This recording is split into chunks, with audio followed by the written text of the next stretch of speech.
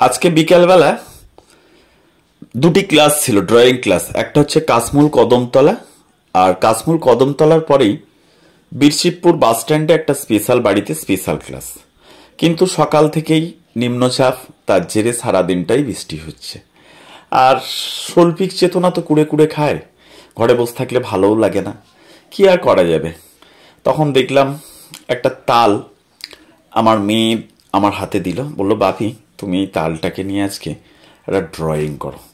তা চেষ্টা করলাম বসে, আর কি করবো, বললাম তোদের মোম রঙগুলো একটু দে।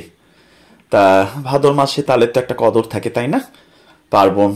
তাছাড়া তালের পিঠে, তালের রুটি আগে আমরা সত্যিই খেতাম, তাল কুড়াতেও যেতাম। কিন্তু এখন আর এই সংস্কৃতি, এই তাল কুড়োনো, ভোরবেলায় ওঠা, এগুলো আর উঠেই গেছে। কাজেই কি আর করব, নেই কাজ তো খই ভাজ। বসে পড়লাম আমার ছাদের আর্ট গ্যালারিতে, বসে ভাইপো ভাইজিদের যত সব ভাঙা রং ছিল সব রং নিলাম, নিয়ে আর শুরু করলাম।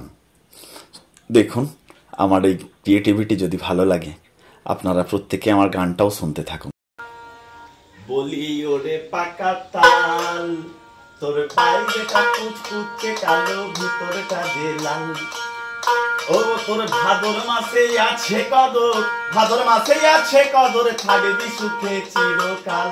ওরে পাকা তাল, তোর বাইরেটা কুচকুচে কালো, ভিতরটা যে লাল। বলি ওরে পাকা তাল, তোর বাইরেটা কুচকুচে কালো, ভিতরটা যে লাল। তোর ভাদর মাসে, তোর ভাদর মাসে আছে কদর, ভাদর মাসে আছে কদর, থাকবি সুখে চিরকাল।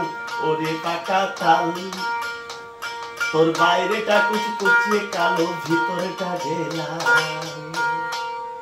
ধন্যবাদ।